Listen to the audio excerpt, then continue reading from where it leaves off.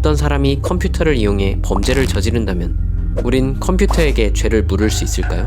아무도 그렇게 생각하진 않겠지만 어쩌면 우리의 모습일지도 모릅니다.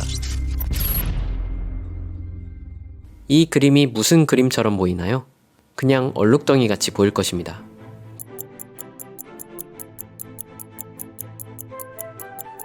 그런데 여기 힌트가 있습니다. 이제 그림이 명확히 보일 것입니다. 뇌가 도대체 무슨 짓을 한 걸까요? 뇌의 무의식 시스템이 힌트를 통해 우리가 보는 세상에 대한 인식 모델을 수정한 것입니다. 한번 이 과정이 이루어지면 되돌릴 방법은 없습니다. 자, 나는 이 과정이 의식적으로 진행됐다는 사람 한번 손 들어볼게요. 나는 이거 의식적으로 했다. 그런 사람 한번 손 들어볼게요. 한번 손 들어보세요. 우린 우리가 자기 자신에 대한 전적인 통제력을 가진 의식적인 존재라고 생각하지만 의외로 우리가 의식적으로 하는 건 별로 없습니다. 우리에게 어떤 생각이 떠오를지, 무엇을 인지하게 될지, 어떤 행동을 할지, 무엇을 좋아하고 싫어할지 거의 대부분이 우리가 인식하지 못하는 무의식적 뇌 메커니즘에 의해 결정됩니다. 이 무의식 시스템은 민주주의 사회입니다. 여러가지 하위 시스템에 속한 신경세포들은 서로 경쟁을 벌이면서 이 세상에 대한 다양한 해석을 내놓고 무엇이 가장 괜찮은 해석인지 투표합니다. 그리고 그 해석들을 토대로 세상에 대한 모델을 만들게 되는데 우리가 지각하는 건 진짜 세상이 아니라 이 뇌 속 모델입니다. 우리가 진짜 세계 대신 모델이라는 중간 단계를 거쳐 세상을 지각하는 이유는 자극을 가하면 매번 비슷한 반응을 일으키는 단순한 행동 전략을 가진 생체 로봇에서 벗어나 가상의 세계 속에서 여러가지 가능성을 미리 테스트하고 미래를 예측해 상황에 더 빠르게 대처하기 위함입니다. 우리의 눈, 코, 혀 등의 감각기관은 단지 이 모델을 개선하고 수정하는 데 필요한 데이터를 모으는 역할을 합니다. 그래서 시력을 상실했는데도 앞을 볼 수 있다고 믿는 환자들이 존재합니다. 그 환자들이 거짓말을 하는 게 아니라면 그 사람들은 실제로 시각적 경험을 하고 있을 것입니다.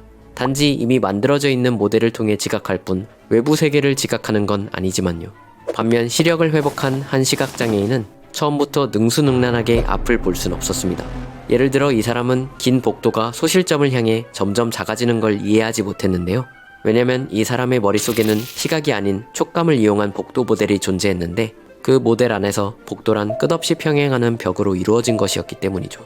한편 종종 이 모델을 구성하는 다양한 해석자들의 의견이 상당히 불일치하게 되는 경우가 있는데 그때가 바로 착시와 같은 착각이 일어나는 때입니다.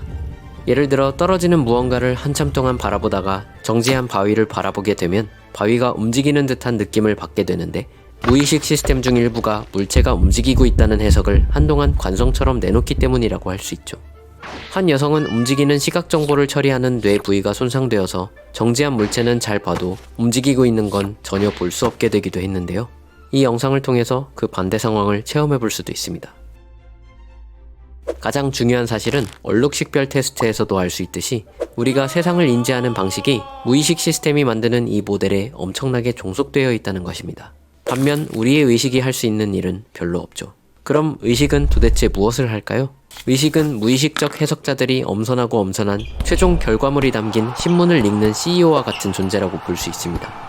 무의식 레벨에서는 두 가지 해석을 비슷한 정도로 괜찮은 모델이라고 생각하더라도 의식은 신문을 통해서 오직 최종 승자만을 인식할 수 있기에 이런 모호한 모양인 네커 큐브를 보더라도 한 번에 한 장면만 인식할 수 있습니다. 이런 속성 덕에 의식 시스템은 혼란 속에서 명확한 판단이 가능해지는 것이죠. 한편 의식이 없다면 우리는 겉모습으로는 좀비와 구별되지 못할 원초적인 본능만 남은 존재가 될지도 모릅니다.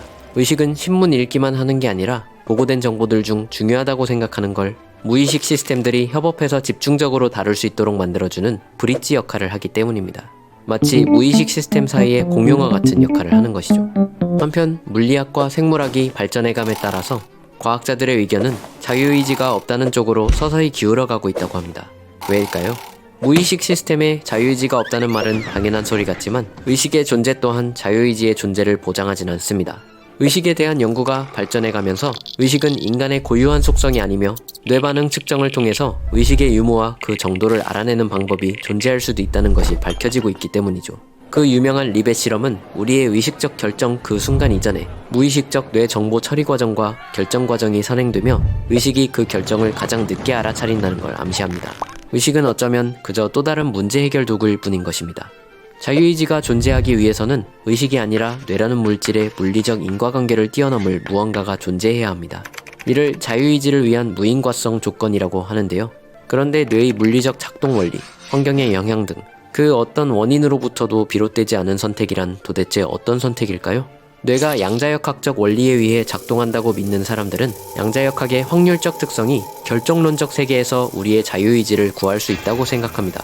그런데 그런 양자역학적 뇌에서도 미래를 결정하는 건 양자역학의 확률이지 내 의지가 아닙니다. 확률에 기반한 랜덤한 작동 메커니즘이 자유의지를 의미한다고 할 수 있을까요? 내 선택은 어떤 변화를 가져올 수 있는 것일까요?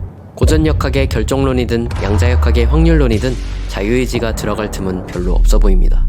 자유의지가 없다는 말을 믿지 못하겠다면 인생에서 온전히 나의 의지로 결정한 게 얼마나 있는지 스스로 물어봅시다. 좋아하는 음악, 음식과 같은 각종 취향, 국어나 수학 등 학업 능력, 배고픔, 맛, 색채 감각, 나의 습관, 외모와 성격. 정리해보면 자유의지라는 개념은 신기루에 불과하며 자아를 정의하는 건 대부분 무의식 시스템인 듯합니다. 의식 시스템을 담당하는 뇌 부위는 변화되거나 손상될 경우 무언가를 의식적으로 인식하는 능력에 영향을 줍니다. 그러나 무의식 시스템들의 변화는 이 세상을 지각하는 방식 자체와 우리가 사고하고 행동하는 방식을 완전히 바꿔버릴 수 있습니다. 우리의 자아는 한계가 아니며 항상 변화할 여지가 존재하죠. 머리에 종양이 생긴 뒤로 충동성과 폭력성이 증가하고 뇌를 다쳐 완전히 다른 성격의 사람이 된 사람의 사례는 아주 많습니다. 만약 사람들에게 진정한 선택의 자유가 없으며 모든 행동과 생각이 결정론적 물리세계의 인과관계로 인한 것이라면 지금까지 자유의지라는 개념을 전제로 물어왔던 수많은 도덕적 책임은 어떻게 되는 것일까요? 누군가 범죄를 저지른다면 그건 그저 가혹한 운명의 장난에 불과한 것일 뿐일까요?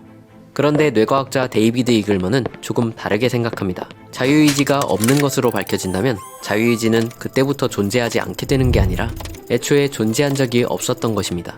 그럼에도 인간들의 발명품인 사법체계는 나름 잘 작동해 왔습니다. 하지만 이제 접근 방법을 바꿀 때가 됐음을 의미한다고 주장하죠. 사법체계를 도덕적 책임을 묻는 시스템에서 시민들의 안전, 사회 질서를 위해 일탈자를 어떻게 관리할 것인가? 즉, 사회 질서 유지에 긍정적인 기여를 하는 하나의 유용한 도구로서 생각해야 한다는 것입니다. 그렇다면 논의는 한결 간단해질 것입니다. 신경과학자 볼프 싱어는 아직 뇌에서 잘못된 부분을 기술적으로는 측정할 수 없을지라도 범죄 자체가 뇌의 이상을 알리는 충분한 증거가 될 수 있다 라는 주장을 펼치기도 했는데요. 실제로 거의 모든 사람은 범죄를 저지르지 않죠. 그 얘기는 어쩌면 범죄자의 뇌가 평균적인 균형에서 벗어난 뇌일 수 있음을 암시하는 것일지도 모른다는 것입니다. 어떻게 보면 21세기 마이너리티 리포트, 우생학 등을 부활시킬 주장 같지만 범죄자를 미리 가려낸다거나 뇌에서 전통적 사법체계에서 주목하는 죄질, 책임, 의도와 같은 주관적 요소들을 보겠다는 건 아닙니다. 뇌에 대한 진단과 통계적 기법을 활용해서 재범 혹은 교화 가능성을 예측하고 그 정보를 사법 시스템에서 활용하자는 것입니다. 뇌 진단을 통해 재범 확률이 높고 교화가 어려운 사람은 사회에서 되도록 오래도록 격리하며 치료 방법을 찾는 것이 사법 시스템이 사회 질서 유지를 위해 시민들에게 제공할 수 있는 서비스입니다. 이런 맥락에서 격리가 아닌 처벌은 교화가 가능한 자에게나 유효한 수단으로 인식됩니다. 인간의 복수심에 근거한 사법체계 혹은 도덕적 책임을 묻는 수단으로서의 사법체계라는 고정관념에서 벗어나는 것입니다. 그러나 생각해봐야 할 문제도 있습니다. 같은 죄를 짓고도 더 긴 형량을 사는 것이 허용되어야 할까요? 뇌 진단은 언제나 옳은 예측을 해줄까요? 데이비드 이글먼은 도서 무의식은 어떻게 나를 설계하는가를 통해 인간의 뇌 작동 원리를 점점 더 잘 이해하게 되고 있는 지금 뇌가 하나의 통일적인 시스템이라는 신화는 깨졌다고 주장합니다. 뇌는 서로 협력하기도 하지만 서로 경쟁하기도 하는 여러 무의식 시스템의 총합입니다.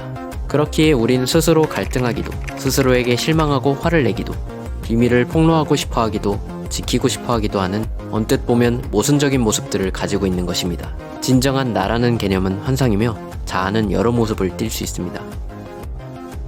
지금까지 뇌와 무의식에 대한 흥미로운 질문을 담은 책, 무의식은 어떻게 나를 설계하는가였습니다.